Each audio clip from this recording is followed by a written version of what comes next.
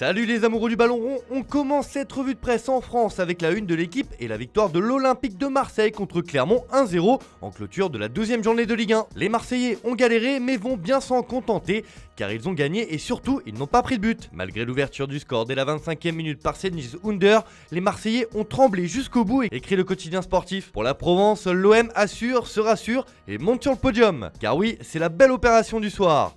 Avec cette victoire, Marseille est 3ème avec 23 points. Pour le quotidien régional La Montagne, l'OM a douché Clermont alors que le promu a montré un beau visage face à un cadre du championnat. L'autre belle opération de cette 12e journée est la victoire de l'OGC Nice à Angers 2-1. Comme le souligne Nice Matin dans son édition du jour, le Gym est 2ème de Ligue 1 et monte en puissance.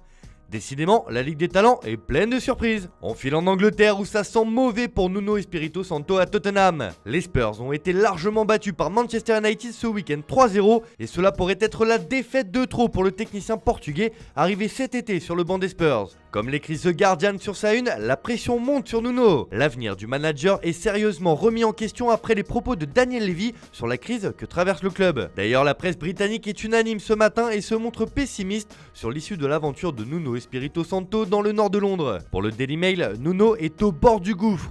L'entraîneur des Spurs est sur le point d'être limogé après la triste défaite contre United, juge le journal. Si les jours du Portugais sont comptés, Tottenham va devoir se pencher sur son successeur. Et un nom revient avec insistance ce lundi matin. Celui de Paulo Fonseca. Comme l'indique le Daily Express sur sa une, les Spurs ont organisé un appel d'offres. L'ancien coach de la Roma est de retour en pole position pour prendre en main l'équipe. Même chose pour le Daily Mirror qui avance également le nom du technicien portugais. Fonseca, qui est très demandé, est de nouveau dans la course pour prendre la relève, écrit encore le tabloïd. Finalement, Nuno Espirito Santo n'aura pas survécu. Tottenham vient d'annoncer qu'il a été démis de ses fonctions. La presse anglaise avait vu juste et attend désormais Paulo Fonseca sur le banc. On prend la direction de l'Espagne avec le grand monsieur du Real Madrid en ce moment, Vinicius Junior. Le Brésilien fait la une de Marca ce matin car c'est l'heure de la prolongation galactique, écrit le journal madrilène. L'attaquant est dans une forme exceptionnelle et vient frapper à la porte des dirigeants pour obtenir une revalorisation salariale en adéquation avec ses performances du moment. Pour le quotidien, le joueur demande logiquement une prolongation de contrat. Son bail court jusqu'en 2025, mais il a déjà atteint le niveau d'une star. Sa progression oblige le club à faire un effort important, indique le journal Pro Madrid. De son côté, As ne comprend pas comment le joueur de 21 ans n'a pas été retenu dans la dernière liste du Brésil pour la prochaine trêve internationale. Son doublé contre Elche relance le débat après qu'il ait été écarté de la sélection, juge le quotidien. En tout cas, en Espagne, Vinicius met tout le monde d'accord et semble enfin avoir pris son envol. On reste de l'autre côté des Pyrénées, mais à Barcelone cette fois, où c'est une star de Ligue 1 qui fait la une du quotidien Sport ce matin. Évidemment, c'est l'interview exceptionnelle de Lionel Messi qui fait les gros titres. L'Argentin s'est longuement confié au journal catalan, où il n'a éludé aucun sujet, mais a surtout affiché ses ambitions avec le Paris Saint-Germain. Et le ton est donné.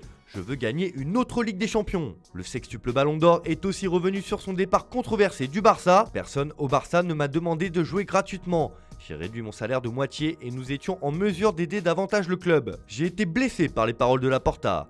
La superstar s'est dit aussi très heureux dans sa vie parisienne, même si Barcelone lui manque. Messi ne sait pas quand il partira à la retraite, mais il ne se fixe pas de limite comme il l'a confié. Après ce qui s'est passé, je verrai au fil des ans pour mon avenir. En tout cas, il est sous contrat jusqu'en 2023 au minimum avec le PSG.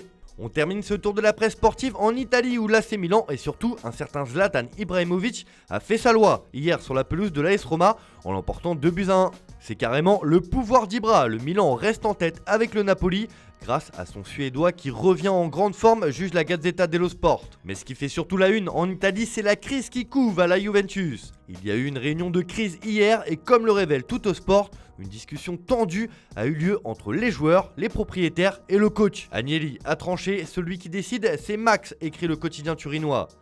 Toute l'équipe part en stage toute la semaine, le club est avec le coach. Première possibilité de rachat demain contre le Zénith en Ligue des Champions. Même son de cloche en une du Corriere dello Sport qui explique que Paolo Dybala prend ses responsabilités. L'union sacrée est déclarée à la Juve. Voilà, c'est tout pour